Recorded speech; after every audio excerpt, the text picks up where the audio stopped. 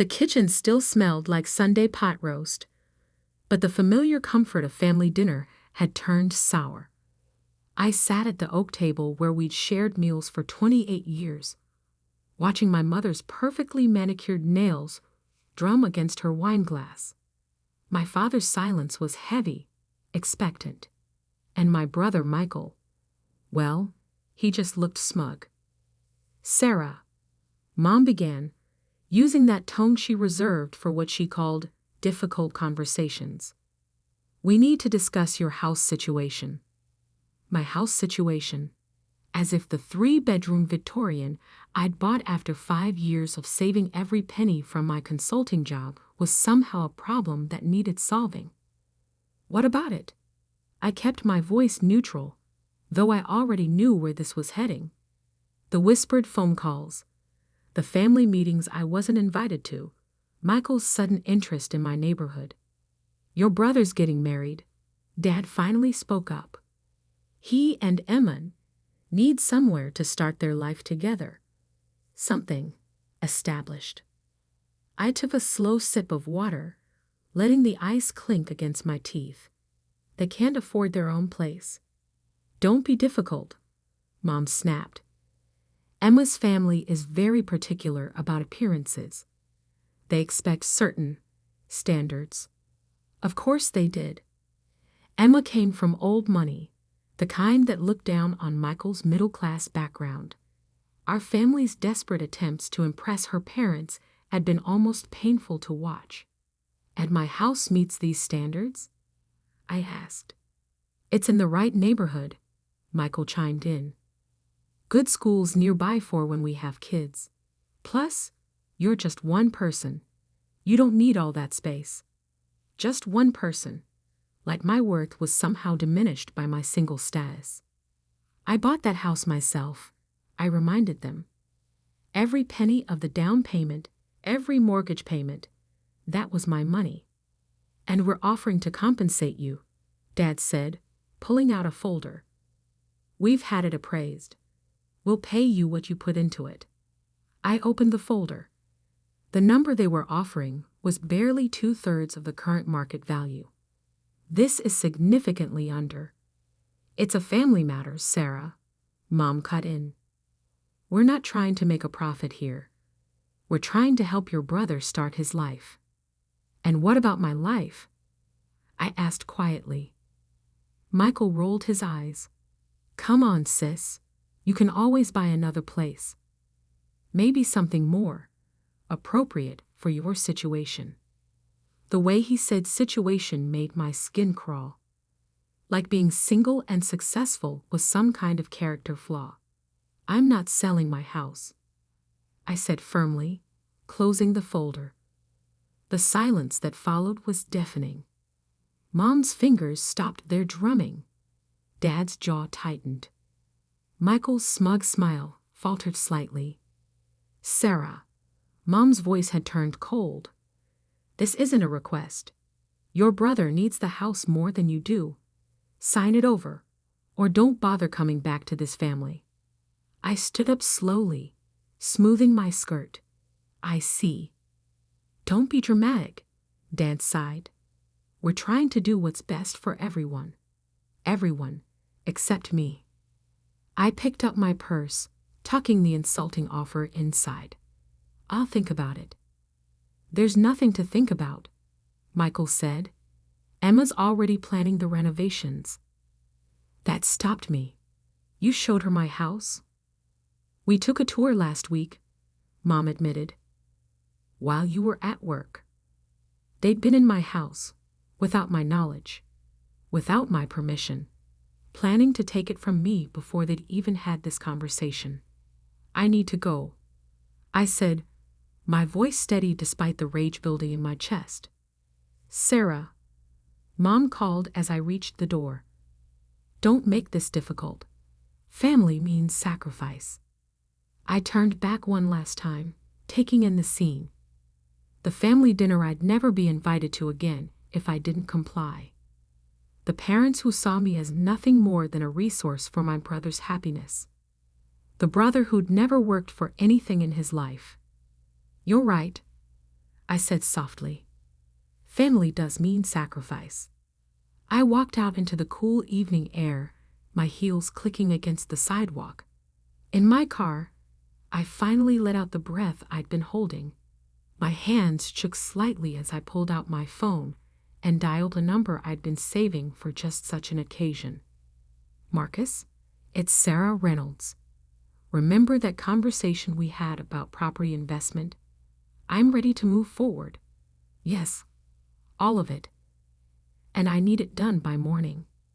I started the engine, watching the lights go on in my parents' living room. They probably thought I was having some kind of emotional breakdown in the driveway. They probably expected me to cave by morning, to come crawling back with signed papers and apologies. They had no idea what I'd been building while they were busy planning my brother's perfect life. No idea that I'd spent the last 3 years quietly buying up properties through a holding company. No idea that I owned half the commercial real estate in their precious neighborhood. And certainly no idea that this morning, while they were planning their ambush over coffee, I'd finalized the purchase of the company that owned their mortgage. Tomorrow, they'd learn what real sacrifice looked like. Tomorrow, they'd discover exactly who they tried to bully. But tonight I would go home to my beautiful Victorian, pour myself a glass of wine, and prepare for the storm I was about to unleash. My phone buzzed. A text from Michael. Don't make this harder than it needs to be. Just sign the papers. I smiled, typing back. You're right. Family means sacrifice. See you tomorrow. Then I turned off my phone, pulled into my driveway, and walked into the house they thought they could take from me. The antique chandelier I'd restored myself cast a warm glow over the hardwood floors. The kitchen where I'd hosted dinner parties gleamed with modern appliances. Every corner held memories of my hard work, my independence. Over my dead body, I whispered to the empty rooms. Tomorrow couldn't come soon enough. Morning arrived with a kind of crisp clarity that only comes before life-changing moments. I dressed with precision. Charcoal gray suit, pearl earrings, hair swept back in a professional knot. Power dressing for power moods. My phone had exploded overnight. 15 missed calls from Mom, 12 from Dad, countless texts from Michael ranging from demanding to pleading. I ignored them all as I made coffee in my soon-to-be infamous kitchen. At exactly 8:30 a.m., my doorbell rang. Right on time, I murmured, opening the door to find Marcus waiting with a leather briefcase. Everything's ready, he said, following me to the dining room. The paperwork was filed first thing this morning. You now officially own Highland Property Management. I smiled, spreading the documents across my antique table. And the notices? Being delivered as we speak. He checked his watch. Should hit your parents' mailbox in about 10 minutes. As if on cue, my phone buzzed again. Michael calling for the 16th time. I finally answered, putting it on speaker. Sarah, where are you? Mom and Dad are freaking out. We need to finish this house thing today. Actually, I replied calmly, I'm at home, in my house, where I'll be staying. Don't be ridiculous, he snapped. We had a deal. No, Michael, you had a plan. I never agreed to anything. He started to respond, but I heard commotion in the background. Mom's voice, shrill with panic. Michael, get over here now. What's going on? He demanded. Why don't you go find out? I suggested. I have a feeling you'll want to be there for this. I ended the call and turned to Marcus. How long do you think it'll take them to figure it out? He grinned, straightening his tie. Given what's in those notices, about 3 minutes. Right again. My phone exploded with texts. Mom, What a hey you doing? Dad, call me immediately. Michael, this has to be a joke. I took a sip of coffee, savoring the moment. The notices they just received would inform them that Highland Property Management, their property management company, had been acquired by a new owner, that all existing rental agreements were under review, that their monthly rent was being adjusted to reflect current market values. A car screeched into my driveway, Michael's BMW, burning rubber in his haste. He burst through my front door without knocking, waving papers wildly. What is this? He demanded, face red with rage. Our rent just doubled. The management company. Highland Property Management, I supplied helpfully. Yes, I bought it this morning. Surprising how many properties they manage in this neighborhood, including Mom and Dad's house, and your condo. He staggered slightly, falling into a chair. You can't do this. Actually, I can. Just like you thought you could take my house. I slid a document across the table. By the way, your lease is up for renewal next month. We should discuss terms. This is insane, he sputtered. I'm calling Dad. Already here. Dad's voice boomed from the doorway. He and Mom rushed in, both clutching identical notices. Sarah Jean Reynolds. Mom started, using my full name like I was still 16. What do you think you're doing? I stood slowly, commanding the room. Making a business decision, just like you taught me family matters should be handled. By becoming our landlord. Dad's voice cracked slightly. By doubling our rent? Market value, I corrected. The same way you valued my house well below market when you tried to take it. Michael jumped up. This is blackmail.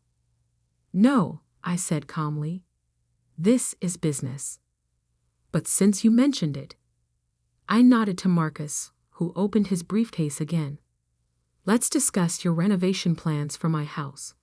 The ones you made without my knowledge or consent. Mom's face paled. How did you? I have excellent sources. I spread out photos on the table. Emma and Michael touring my house, measuring rooms, discussing changes with a contractor. Breaking and entering is still illegal, last I checked, even for family. We had a key, Michael protested. For emergencies, I reminded him. Not for planning how to take my property. Dad stepped forward, his businessman mask finally sliding into place. What do you want? Simple. I handed him a new folder. Inside, you'll find 3 documents. First, a formal acknowledgement that my house is not up for discussion. Ever. Second, new lease agreements for all your properties at current market rates. And third, a family contract establishing clear boundaries about financial decisions. And if we refuse. Mom's voice was ice cold. I smiled. Then you'll need to find new places to live. I hear the next neighborhood over is lovely, though it might not meet Emma's family's standards. Michael lunged forward, but Marcus stepped smoothly between us. I wouldn't, he advised quietly. Assault charges would look bad on those country club applications. The room fell silent except for the ticking of the grandfather clock, another piece they'd probably planned to claim for Michael's new life. You're destroying this family, Mom whispered. No, I corrected. I'm teaching it about consequences and respect. Sign the papers, and we can all move forward. Refuse, and you can start packing. Dad picked up a pen, his hand shaking slightly. We don't have a choice, do we? There's always a choice, I said softly. Just like I had a choice last night when you tried to bully me out of my home. I chose to fight back. One by one, they signed. Michael laughed, his signature an angry scrawl across the paper. "Get out," I said quietly. "All of you. And don't ever try to take what's mine again." They left in silence, the weight of their defeat heavy in the air.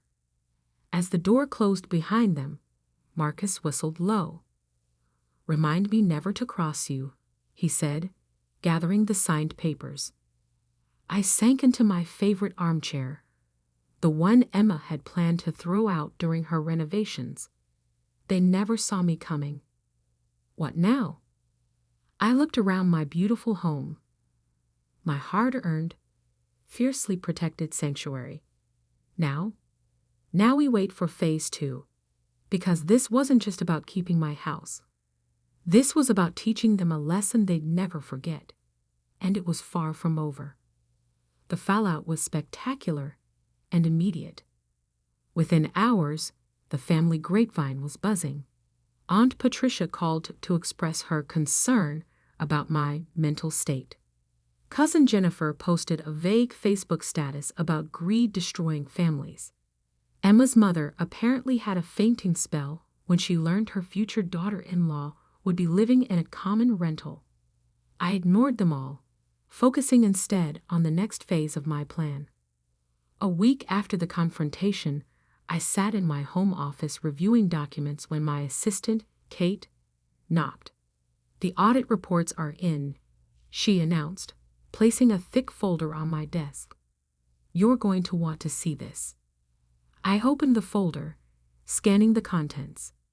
Everything I'd suspected about my family's financial dealings was there in black and white.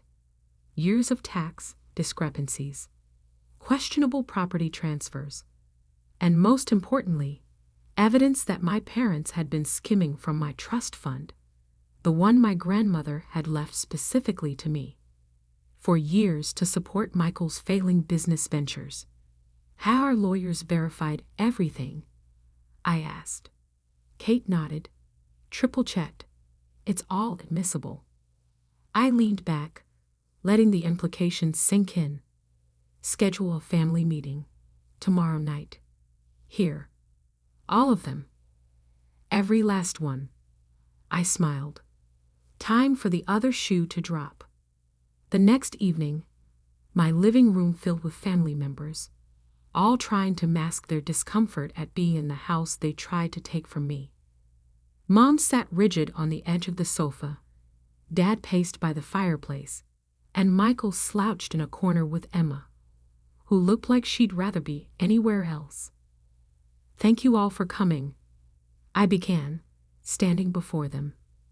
"I know the past week has been challenging.